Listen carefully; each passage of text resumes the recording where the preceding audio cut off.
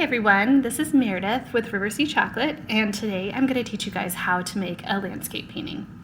So the first thing that I need you guys to do is pull out your white chocolate, and if you haven't melted your colored chocolate yet, go ahead and hit the pause button and do that and come back to me. So let's begin. So the first thing I need you to do is I need you to grab two brushes, one your fine tip and one your flat brush. And we're going to start with the flat brush, and we're going to kind of use both throughout the process. The first thing that we're going to do, I'm going to set this over here, is we're going to make our sky. So the rule in painting is generally you go top to bottom, back to front. So we're going to start top to bottom. So we're going to start with our sky first. So if everybody could pick up a little bit of red, go ahead and just in diagonal strokes, just brush it across. The more paint you pick up, the more opaque it's going to be, or not see-through. And the more you brush it, the more translucent it's going to get over time. Okay? So you want to go down just a little bit, maybe from this corner down, okay? And we're going to start with our next color. And remember, in between strokes, you don't have to use a napkin. You can always just use your mouth to wipe off the paint. So next we're going to use our yellow. If you grab your yellow, and you just stroke across, and if you notice, if you go over the red just a little bit, you create a little bit of an orange color. All right, so the idea is to blend these colors together just a little bit. You can kind of see our orange is starting to form. And the beauty of this too is if you're not happy with the colors that you've got, you can always just wipe it off and start over again, or you can paint on top as it cools. So again, I'm going to keep going down with my yellow. You can see it makes a little bit more transparent. The less you use, the more of the white pops through. We're going to go just a little bit below the midway point here because we're going to have our grass that's going to cover it up. We're going to kind of go top to bottom, right? So we've got to do our grass next. But we don't want them to just kiss. We want them to overlap. Now when you go over it, you can always pick up more paint and make little diagonal streaks, right? So you can always make diagonal streaks like this. If you're not totally happy, you want a little bit more color. You can always pull in the yellow and pull it up together, right? Just making it a little bit more interesting. The more you blend, the more interesting it tends to be. So we've got our orange color here, and we're going through together. All right, I'm going to add a little bit more yellow here. And again, feel free to pause if you need at any point a little bit more time to work, or if you need to stop and take a break. All right. Now that we've done that, and we're a little bit south of center here, we're going to go ahead with our grass. So again, we're going top to bottom, back to front, and we're kind of making this a rainbow myriad of grass. So you can see here, let's go back to our image, right?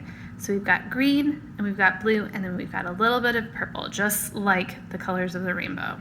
Okay, right? So Roy G. Biv here. But again, whatever you want to do, if you want to change the colors around, that's totally fine too. So here we go, we're gonna just streak up. So we're gonna use the flat part of our brush, but instead of going like this, we're gonna go up at a diagonal like this.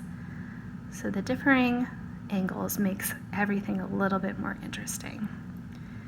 So you don't wanna go all the way to the bottom with the green grass, but you do wanna go a little bit up. And remember, some blades are gonna be longer than others. That also makes everything interesting. So some may just kiss the bottom, and then others may go way further up into it like that one. So the less uniform it is, the more interesting that your painting is going to be. When you have things that are a little too perfect, it doesn't look as natural because in nature, not everything is totally perfect, right? The imperfections are what makes everything beautiful.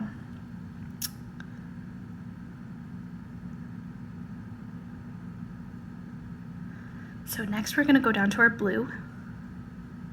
And we're going to swipe up our blue, okay? So we're going to swipe up, up, up again. And I'm picking up a whole lot of paint here, right? I've got these kind of big blobs of paint here that are going like that. I'm going over, and again, some are longer than others. Just kind of marrying these, a little bit of overlap, so you can kind of see some of the green sticking through the blue, and that's good. That kind of makes it look like it blends a little more. If you're not really satisfied with how blended it is, you can always take some more green, and you can pop it on top, pop it on top, pop it on top, okay? And again, you can do the same with the yellow in the sky. If you find your grass looks too much like a blob and not as wispy, you can always add some of this yellow in, right? Just kind of make it look a little more wispy. And then lastly, we're gonna pick up our purple, right? Roy G. Biv, our colors of the rainbow. And we're gonna add just a little bit of purple on the bottom. Streak it up like this, again, marrying it into the blue. And again, you can use as much or as little of it as you want. And I know grass isn't naturally purple in general, but that's the fun of the painting, is that you kind of get to make it whatever you want it to be. So we're gonna go over it like this just a little bit. Okay, and again, another thing you can do is put down your flat brush and take your skinny brush, and you can always add a little bit here. Just make these streaks.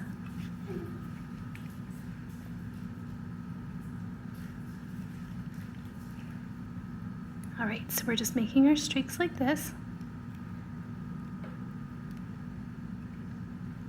All right, and now we're gonna set it aside for just a minute, and we're gonna let it cool. So we're gonna work on top of this, and so you kind of want to be able to have it set just a little bit. So if you want to set it aside for a minute, or if you've noticed that it's already hardened because you're in a slightly cooler house, you can go ahead and keep working. Otherwise, you can hit the pause button and we can keep it up. So moving along, if yours is already hardened, you're at the hardened stage, let's keep moving forward. So the next thing that we're going to do is we're going to make our clouds.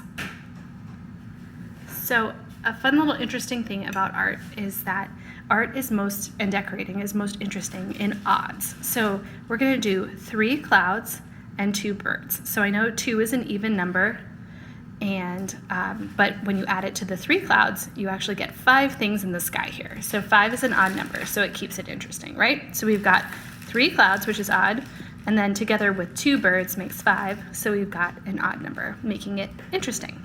So let's go ahead and start with our clouds. So another interesting thing about art is that you kind of want things going off of your canvas, right? If you have everything just contained completely inside your canvas, it doesn't really give the impression that the image keeps moving forward.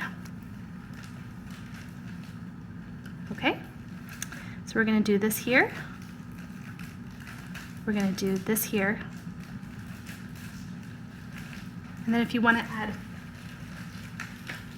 one more, we're doing this up here.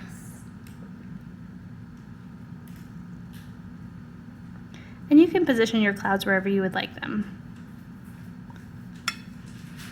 And they don't have to be any kind of perfect, okay?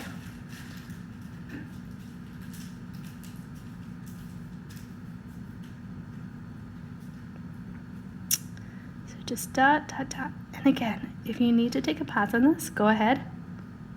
Otherwise, you can just keep following along, okay? And the clouds can be as big or as small as you want. All right, awesome. So once you've finished your clouds, you can go ahead and you can start working on the birds. So depending on what color you have right in this spot right here, like if you've used more yellow up here, you want to use a darker color to contrast your birds. Or if you've used a darker color, like you can see I have a slightly darker color, I have a little bit more red right in this area, then you want to use a lighter color.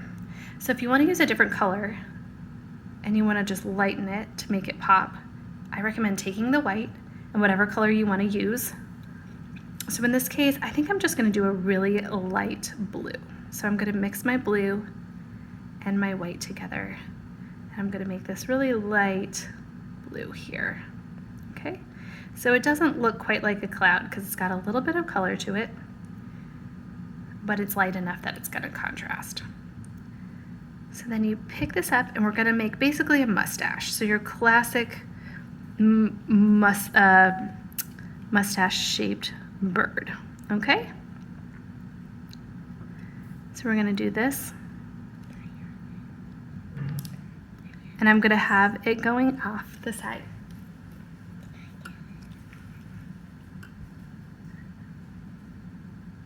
And then I'm going to take the next one and I'm going to make it slightly darker, a little bit bluer because I'm working into my yellow. And I'm going to make this one a little bit smaller. So another fun rule in art is the smaller things you make them, the more they kind of look like they're in the distance. And we're breaking a little bit of a rule here because when you put things off in the distance, they tend to get a little bit lighter and fuzzier. So we're kind of breaking that rule here just a little bit, but that's okay. So I'm going to add just a little bit more of a darker blue here, just to add a little bit more interest, but still have that light color showing.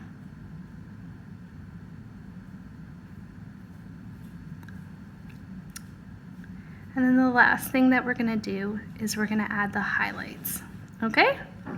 So we're going to take our white and we're just going to add these little pops of highlight on the grass, right? Just kind of make the grass just a little bit sparklier, almost like the light of the sunlight is kind of, or the sunset is hitting it. All right? And this is your time too to take, say, you have too much blue or too much green, or you don't find that everything is sort of blended enough together, you can go ahead and you can add and subtract however you want it. So another thing I say too is if you want to subtract to things and take away, you can always use the back of your brush and you can just kind of carve out, right? So you can kind of pick up paint and then, you know, just lick it, right? If you want to carve in just a little bit more. So we're going to do, again, the more paint you pick up and the lighter you kind of dab it down, the more you're going to kind of get these straight streaks. Just more and more.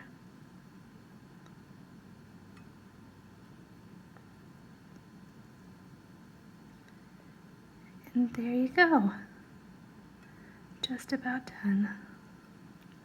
And everything's going to dry a little bit more opaque or matte. You can see that this one, you can see it's not as shiny, you know, where it's basically dried, right? So everything's going to dry a little bit more matte. And then, yeah, the best part is you can keep this as long as you want to, or if you're not satisfied with it, you can go ahead and you can just eat it right up, and nobody has to be any the wiser. But hopefully you guys had a little bit of fun doing this in the process.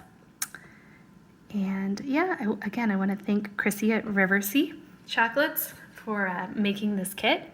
It was really fun to make this landscape painting with you guys. And if you have any questions, you can go ahead and drop it in the chat and we'll be happy to answer. Have a good day. Bye.